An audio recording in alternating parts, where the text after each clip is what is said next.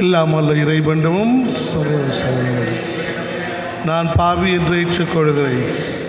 ஏனெனில் சிந்தனையாலும் சொல்லாலும் செயலாலும் கடமையில் தவறிதாலும் பாவங்கள் பல செய்து என் பாவமே என் பாவமே என் பெரும் பாவமே. ஆகையால் எப்போதும் கனியான பரிசுத்த மரியாதை வானதூதர் அனைவரையும் சகோதர சகோதரிகளையும் நம் தெய்வனாகிய ஆண்டவரிடம் எனக்காக வேண்டிக் கொள்ள மன்றாடுகிறேன். எல்லாம் அல்ல இறைவன் நம் மீது இரக்கம் வைத்து நம் பாவங்களை எல்லாம் மன்னித்து நம் அனைவரையும் நித்திய வாழ்வுக்கு அழைத்து செல்வாராக. ஆண்டவரே இரக்கமாயிரும். கிறிஸ்துவே இரக்கமாயிரும். ஆண்டவரே இரக்கமாயிரும். செபிப்போமாக. இறைவா, இறை பற்று இல்லாத எங்களை உமது அருளால் நேர்மையாளர்களாகவும் இறங்குவதற்கு உரிய எங்களை பேறு பெற்றவர்களாகவும் மாற்றுகின்றேன். இவ்வாறு செயலாலும் கொடைகளாலும் நீர் உடனிருப்பதால் நம்பிக்கையினால் ஏற்புடையவராக்கப்பட்டவர்கள் அதில் இறுதி வரை நிலைத்து நிற்கும் ஆற்றல் பெறுவார்களாக. எங்கள் ஆண்டவராகிய கிறிஸ்து வழியாக உம்மை மன்றாடுகின்றோம்.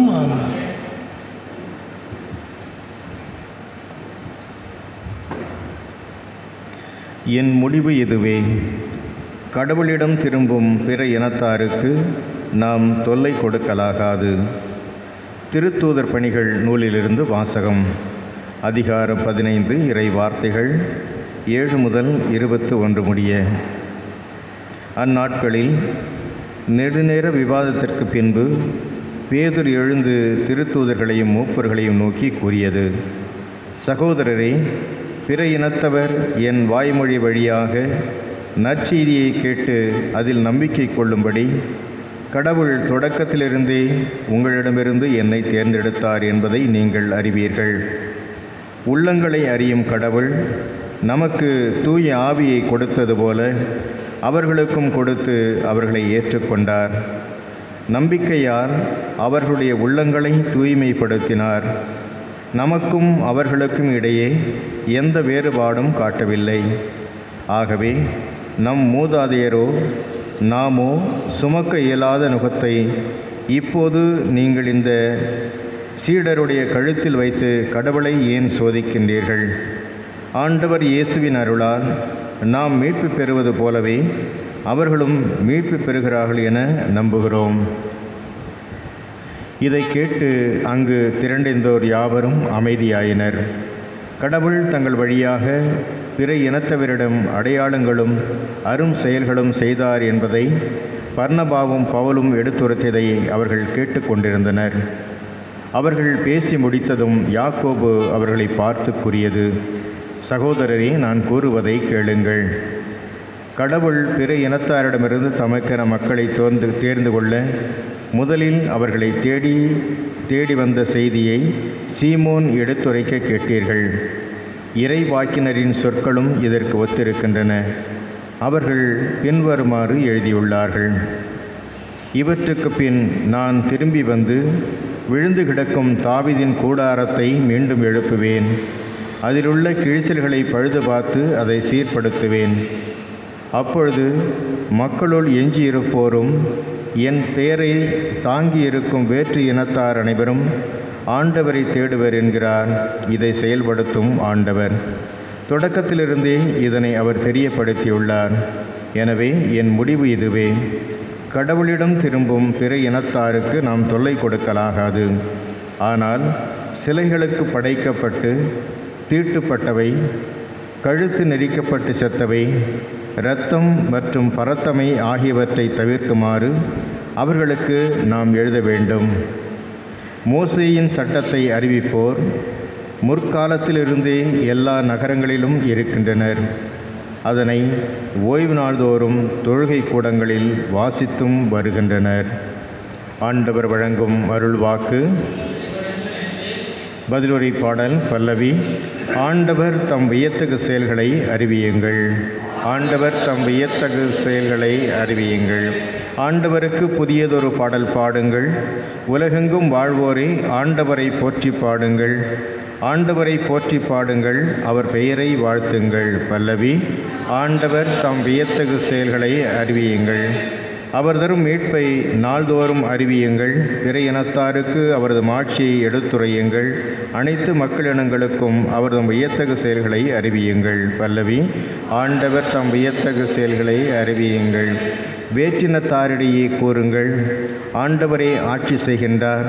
பூவுலகு உறுதியாக நிலைநிறுத்தப்பட்டுள்ளது, அது அசைவுறாது.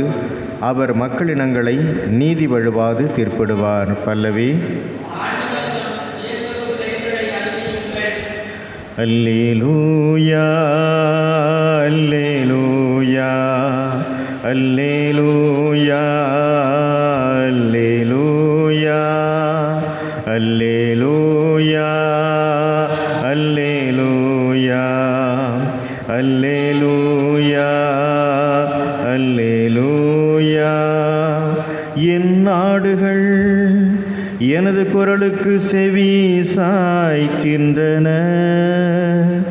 எனக்கும் அவற்றை தெரியும், அவையும் என்னை பின்தொடர்கின்றன என்கிறார் ஆண்டவர். அல்லேலூயா அல்லேலூயா அல்லேலூயா. ஆண்டவர் உங்களோடு இருப்பாராக. இந்த யோவான் எழுதிய பரிசுத்த நற்செய்தியிலிருந்து வாசகம்.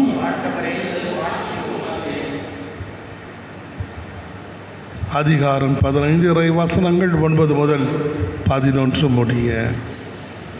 என் தந்தை என் மீது அன்பு கொண்டுள்ளது போல் நானும் உங்கள் மீது அன்பு கொண்டுள்ளேன். என் அன்பில் நிலைத்திருங்கள். நான் என் தந்தையின் கட்டளையை கடைபிடித்து அவரது அன்பில் நிலைத்திருப்பது போல நீங்களும் என் கட்டளைகளை கடைபிடித்தால் என் அன்பில் நிலைத்திருப்பீர்கள். என் மகிழ்ச்சி உங்களுள் இருக்கவும் உங்கள் மகிழ்ச்சி நிறைவு பெறவுமே இவற்றை உங்களிடம் சொன்னேன்.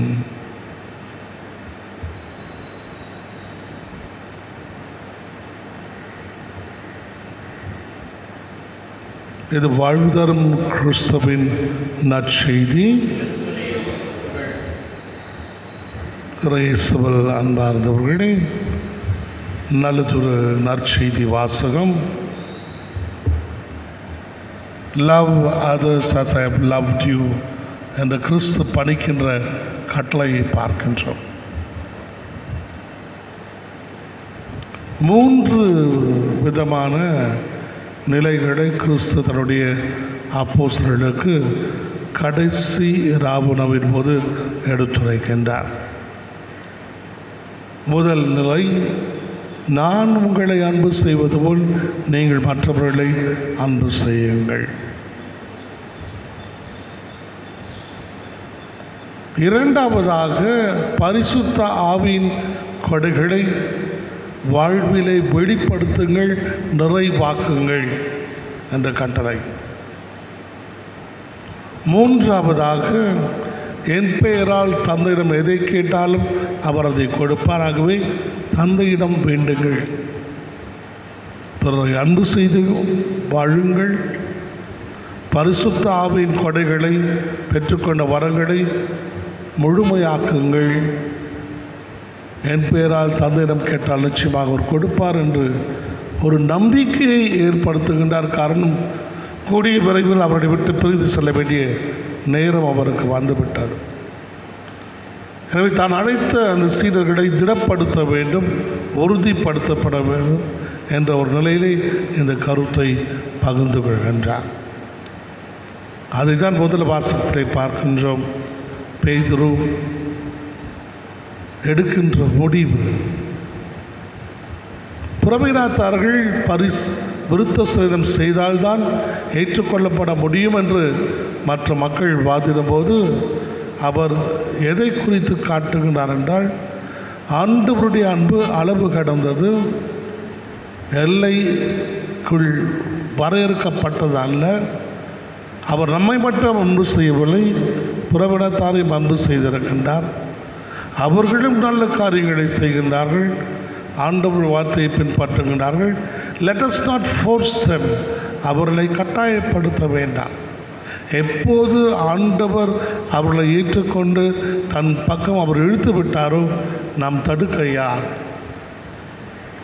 இறைவன் அன்பு செய்கின்ற மக்களை நாம் தடுப்பது தவறு என்று தன்னுடைய வாழ்க்கையிலே அனைவரும் அன்பு செய்து வாழ்வோம், அனைவரையும் சேர்த்துக்கொள்வோம் என்று அந்த பரிசுத்தாவின் ஞானத்தை வெளிப்படுத்துகின்றார்.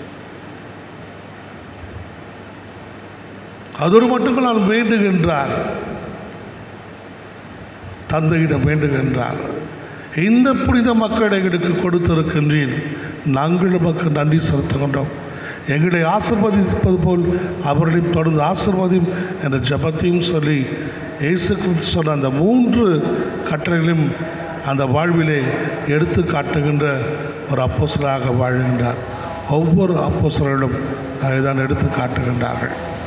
தங்கள் வாழ்விலே கிறிஸ்துவின் கட்டளை அவர்கள் எடுத்து காட்டி தான் வாழ்ந்திருக்கின்றார். இன்று தினம் சிரேஷ்ட சபையிலே ஒரு சிறிய புனிதரின் நினைவை நாம் கொண்டாடினோம்.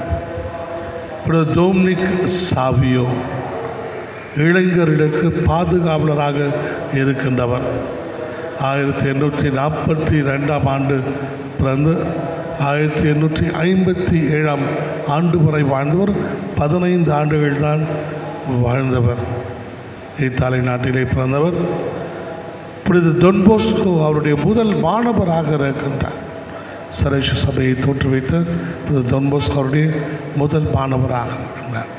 சிறு வயது முதற்கொண்டு ஆலய காரியங்களில் திருப்பலிக்கு மற்ற அருட்சாதனங்களுக்கு முதன்மையாக வந்து பங்கெடுப்பதை பார்த்த டொன் போஸ்கோ இன்னும் அதிகமாக ஆன்ம வாழ்விலே அவருக்கு வழிகாட்டுகின்றார். அவர் வழிகாட்டிய பிறகு அதிகமாக அவர் ஆலயத்திற்கு வருவதையும் ஆலயத்துக்குரிய காரியங்களை செய்வதும் அவர் தன்னுடைய ஆசையையும் விருப்பத்தையும் காட்டினார். அவர் ஒரு நாள் விளையாடி கொண்டிருக்கும் போது டொன் போஸ்கோ அவரை அணுகி, நீ இப்போது விளையாடி கொண்டிருக்கின்றாய், கடவுள் இப்போ உன்னை அழைத்தால் என்ன செய்வாய் என்று சொன்னால், மகிழ்ச்சியோடு வருகிறேன் ஆண்டவரே என்று சொல்வேன் என்ற வார்த்தையை சொல்லும்போது எந்த அளவுக்கு இறைவனிடம் செல்வதற்கு தன்னை தயாரித்தார், அந்த சிறு வயதிலே தயாரித்தார் என்பது விளங்குகின்றது. எனவே தான் சிரேஷ்ட சபையிலே இளைஞர்களுக்கு பாதுகாவலாக புனித டொமினிக் சாவியோவை அறிமுகப்படுத்தி அவருடைய முன்மாதிரியை பின்பற்ற அவர்கள் தூண்டுகின்றார்கள். அந்த புனிதரிடம் இருந்த அந்த உண்மைத்தனம், நன்மைத்தனம், இறை பற்று, இறைவனில் ஆர்வம் நமக்கும் என்றும் இருக்க வேண்டும் என்று மன்றாடி செபிப்போம்.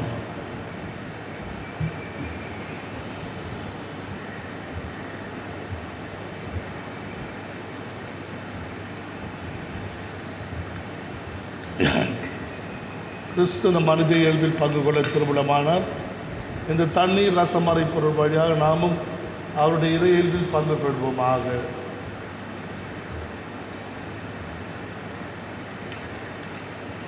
ஆண்டவரை அனைத்துலகின் இறைவாமை போற்றுகிறோம். 70 அறுப்பிற்கு நாங்கள் அப்பத்தையும் ரசத்தையும் பெற்றுக்கொண்டோம்.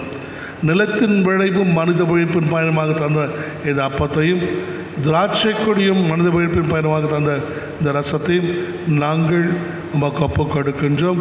இது எங்களுக்கு வாழ்வழிக்கும் அப்பமாகவும் எங்கள் ஆன்ம பானமாகவும் மாறும். என் இறைவனாகிய ஆண்டவரை தாழ்மையான உள்ளத்தோடும் நொறுங்கிய உள்ளத்தோடும் வருகின்ற எங்களை தருணம் நாங்கள் இன்று திருமுன் ஒப்புக் கொடுக்கும் இந்த திருப்பலி உமக்கு உகந்ததாவதாக. ஆண்டவரின் குற்றம் நீங்க என்னை கழுவியருளும், பாவத்திலிருந்து என்னை தூய்மையாக்கியருளும்.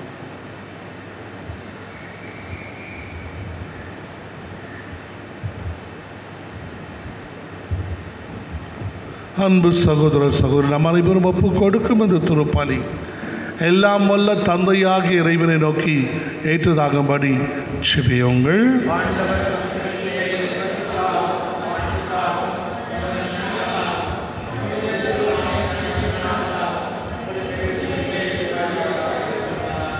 இறைவா அந்த பலியின் வணக்கத்துக்குரிய பரிமாற்றத்தால் எங்களை உமது உன்னதமான உரையேறலில் பங்கு பெற செய்ய வேண்டுகிறோம். அதனால் உமது உண்மையை அறிந்து கொண்ட நாங்கள் அதை தகுதியான செயல்களால் எமதாக்கிக் கொள்வோமாக. எங்கள் ஆண்டவராகிய கிறிஸ்து வழியாக உம்மை மன்றாடுகின்றோம். ஆண்டவர் உங்களோடு இருப்பாராக.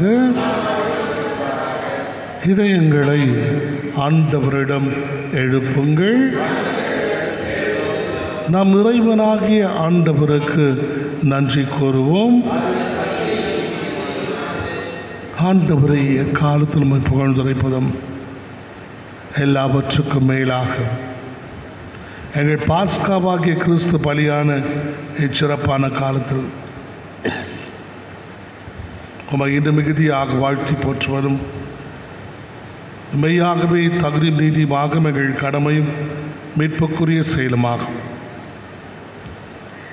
கிறிஸ்து தம் திருவுடலை ஒப்புக் கொடுத்து சிலுவையின் மெய்யான பலியில் முற்கால பலிகள் நிறைவு பெற செய்தருளினார். எங்கள் மீட்புக்காக அவரிடம் தம்மையே கையளித்த போது அவரை குருவாகவும் பலிபீடமாகவும் செம்மறியாகவும் விளங்கினார். ஆகவே பாஸ்கா மகிழ்ச்சி பொங்க அனைத்துலகின் மாந்தர் அனைவரும் வாக்களிக்கின்றனர்.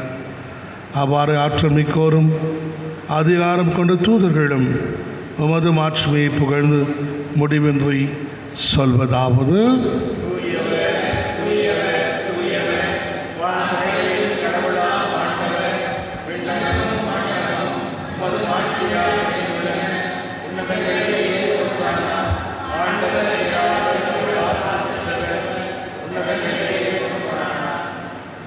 வானுக தந்தையே, நீ மெய்யாகவே பரிசுத்த புனிதத்திற்கெல்லாம் ஊற்று. ஆகவே தூய ஆவியை பொழுது இக்காணிக்கைகளை புனிதப்படுத்த வேண்டுமென உம்மை தாழ்மையுடன் மன்றாடுகின்றோம். இவ்வாறு ஆண்டவர் இயேசு கிறிஸ்துவின் திருவுடலும் திரு ரத்தமுமாக எங்களுக்கு வை மாறுவனவாக. அவர் பாடுபடும் அனுபவது தம்மை கையடித்த போது அப்பத்தை எடுத்து உமாக்கு நன்றி செலுத்தி அதை பிட்டு தம் சீடர்களுக்கு அளித்து அவர் கூறியதாவது: அனைவரும் எதிர்ந்து பெற்று உண்ணுங்கள். இது உங்களுக்காக கையளிக்கப்படும் என் சரீரம்.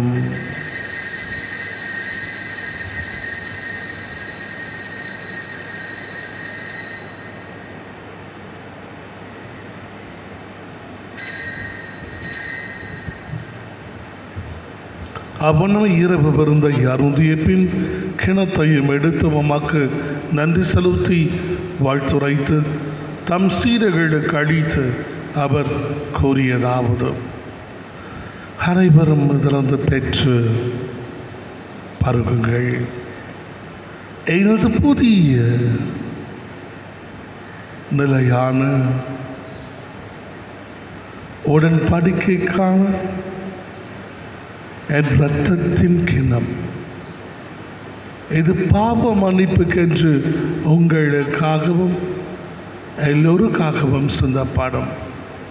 இதை என் நினைவாக செய்யுங்கள்.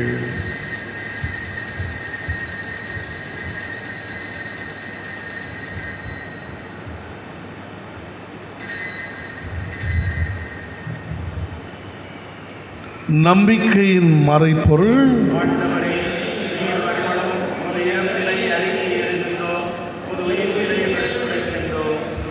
திருச்சபையின் தலைவர்களையும் பொதுநரையும் இறைவன் நிறைவாக ஆசிர்வதிக்க வேண்டும் என மன்றாடுவோம். அன்னை மரியாள் புனித சூசேப்பர், கொள்ளை நோய்களுக்கு பாதுகாவலன புனித செபஸ்தியார், இவருடைய பரிந்துரை என்றும் நம்மோடு இருக்க வேண்டும் என மன்றாடி ஒவ்வொரு தேவனை நாம் வாழ்த்துவோம். இவர் வழியாக இவரோடு இவர் எல்லாம் அல்ல இறைவன் ஆகிய தந்தை தூய ஆவியின் ஒன்றிப்பில் எல்லா புகழும் ஆட்சியும் என்றென்றும் உமக்கு உரியதே. ஆமென். அன்பு செய்து வாழ்வது மிகவும் கடினமானது. பிறர் குற்றங்களை மறந்து அவருடைய செயல்பாடுகளை மறந்து அன்பு செய்வது கடினமானது. ஆனால் கிறிஸ்துவை நினைத்து கொள்ளும் போது அனைத்தும் எளிதாக இருக்கும் என்பதை சுட்டி காட்டதான் எதையெல்லாம் என் பெயரால் தந்தையிடம் கேட்கின்றீர்களோ அதை கொடுப்பேன் என்று வாக்களித்திருக்கின்றார். விரோதிகளையும் அன்பு செய்யக்கூடிய மனப்பக்குவத்தை இறைவன் நமக்கு அளிக்க வேண்டும் என்று உருக்கமாக மன்றாடுவோம். விண்ணுலகு எங்கள் தந்தையை அது பெயர் தூயதென போற்றும். மது ஆட்சி நிறைவேற்போது மண்ணுலகிலும் எங்கள் அன்றாட உணவு எங்களுக்கு இன்று தார். எங்களுக்கு எதிராக குற்றம் செய்வோம் நாங்கள் மன்னிப்பது போல எங்கள் குற்றங்களை மன்னியும். எங்களை சோதனைக்கு உட்படுத்தாமல் தீமை ஆண்டவருடைய அன்பிற்காகவும் சமாதானத்திற்காகவும் மன்றாடுவோம். ஆண்டவருடைய அன்பு சமாதானம் நம் அனைவரோடும் எங்கும் என்றும் இருப்பதாக.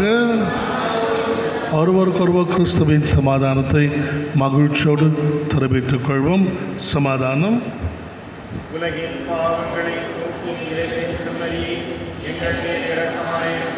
உலகின் பாவங்களை போக்கும் இறைவனின் செம்மறியே, எங்கள் மேல் இரக்கமாயிரும். உலகின் பாவங்களை போக்கும் இறைவனின் செம்மறியே, எங்களுக்கு அமைதியை அருளும்.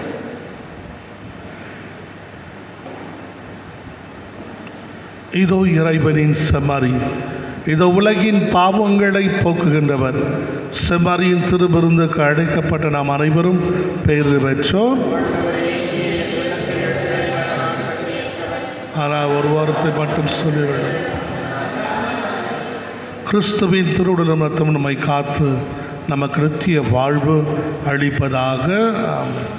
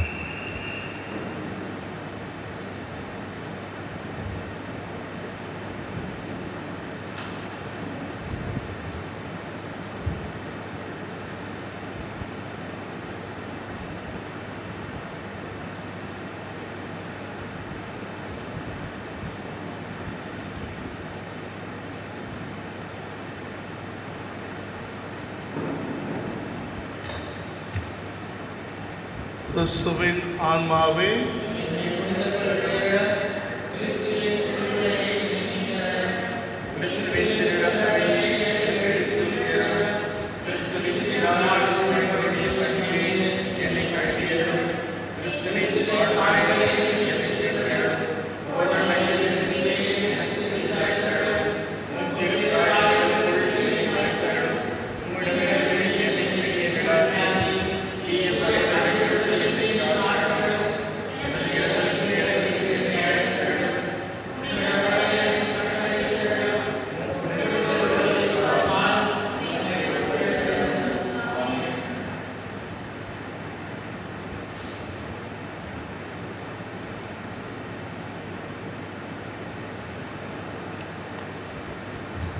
செபிப்போமாக.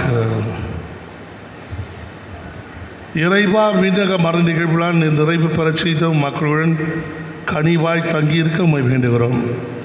பழைய நிலையிலிருந்து வாழ்வின் புதிய நிலைக்கு நாங்கள் கடந்து செல்ல செய்வீராக. எங்கள் ஆண்டவராகிய கிறிஸ்து வழியாக உம்மை மன்றாடுகின்றோம். ஆண்டவர் உங்களோடு இருப்பாராக. எல்லாம் அல்ல இறைவன் பிதாசுதன் பரிசுத்த ஆவி நம் அனைவரின் நிறைவாக ஆசீர்வதித்து என்றென்றும் எப்போதும் பாதுகாத்தருள்வாராக. சென்று வாழ்வோம். திருப்பலி நிறைவேறிற்று.